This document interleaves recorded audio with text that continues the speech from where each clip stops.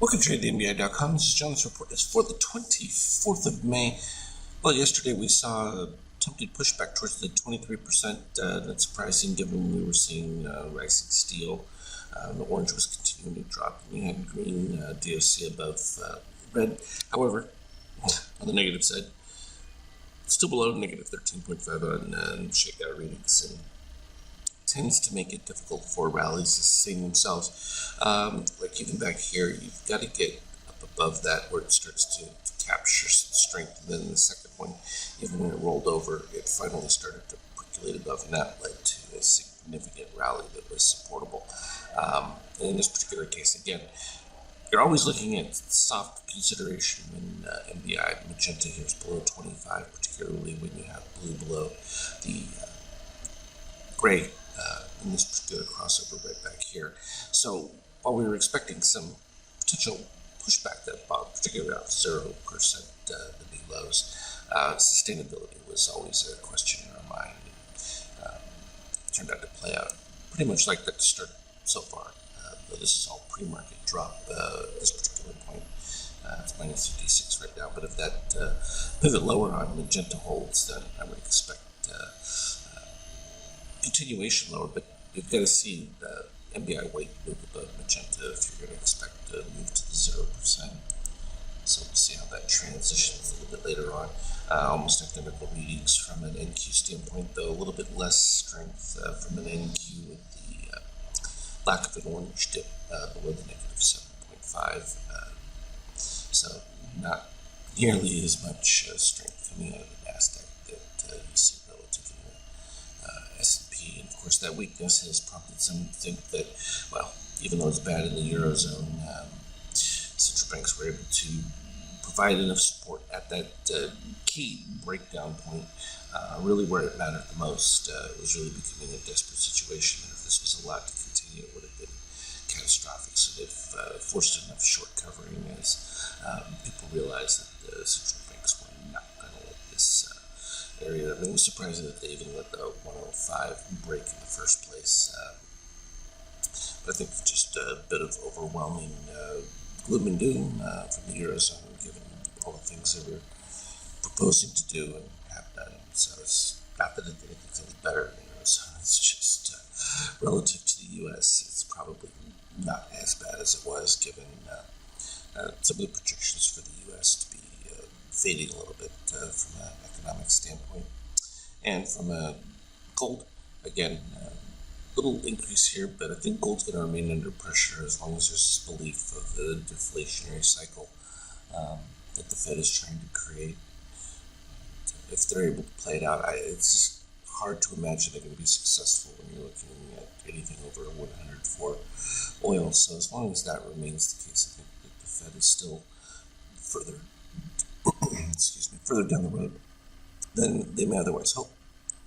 And for the market, that is going to maintain volatility, because as there's that variation between whether it's true or not, gets debated, and it gets debated in real time and real price.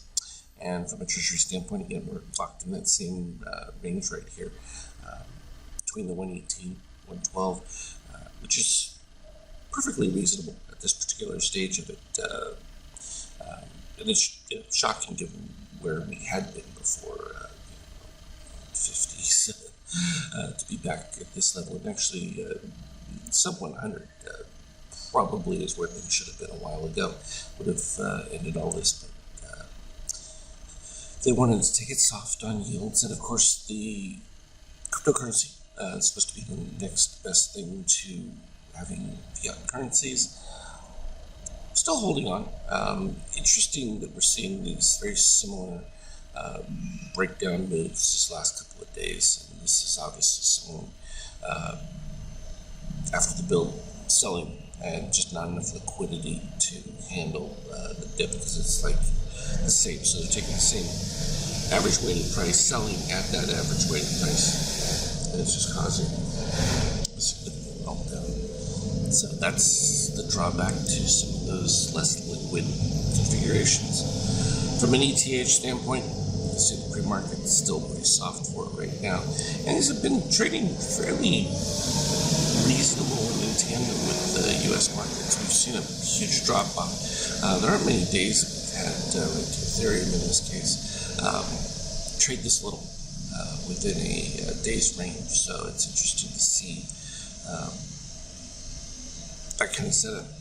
Though, the axiom of sell in May and go away will be interesting to see if that applies to cryptos. It hasn't in the past.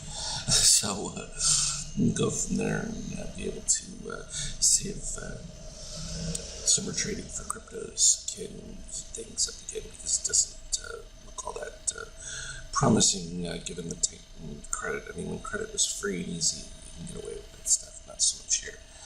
So a little bit of back and forth here as we get into these 100% moves, and we have NBI Magenta continuing to break that 33 level. That's inability to get above it means difficult to break into new highs, but also not dipping below the 25 means it's able to pretty much hold support. It wasn't until it broke down support right here. Where was that? Around 39, 38, around a 50K level. The cascade really began, and I would expect that it would head towards that 38.95, 50% mark before we see significant support take place out of it. And intraday, I would call it choppy, but at the end of the day, it's just a matter of following the signals and respecting where they're going to go. Even shorting in this case, when I saw the turnaround, White was still leading, so to me it was just an ad situation. I was just waiting for lower pivots from the Magenta MBI, and to make sure that I was in the lead with Cyan in here. And it was just a matter of waiting, and sure enough, to the 0%. At that particular point, started to build up some decent support, because we didn't get that massive dip under the negative 15.5 for the DOC red.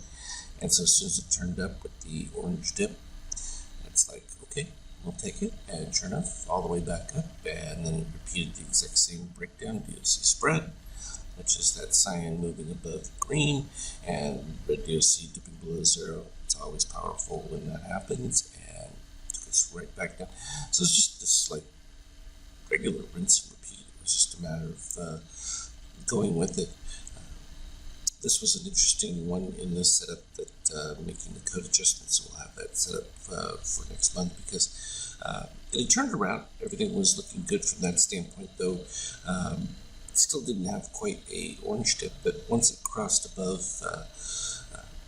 in this particular case, negative 7.5, you also had the orange dip. It wasn't quite below red, but sufficient enough that with the momentum of Magenta, that should have been should go to a green color there, so I'll make that adjustment. And likewise, what happens is with some of these smaller incidents, as soon as you get that turnaround pivot back up, it can happen. There's just nothing you can do about those setups, but overall, following exactly what those directives, particularly now that you don't have this guaranteed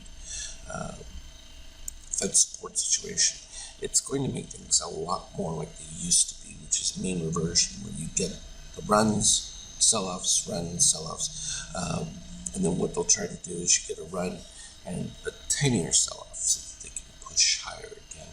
And this is the way the market always used to be. And the same thing with the declines. You get a dip, you trade support, not able to break past that 50%, and then you come back down to the zero and potentially break a new low.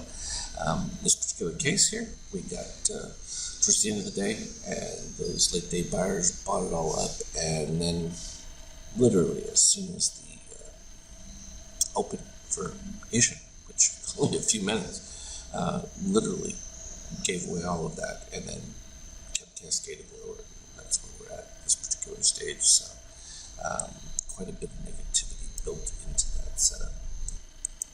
So we'll continue to follow the details as they continue to bounce around. In this particular case, I think that this kind of softness and that it traps the most people possible, particularly if we open lower like this after an update, just throws all of the call buyers into havoc in that, which is exactly what the market's designed to do in these particular cases, since there's no real strong bias one direction or another, and basically fighting it out to determine where things are likely to end up, but a lot of that is policy issue based, so not as much about companies and whether they're doing the right things, but as much as about what governments are doing to hamper business growth.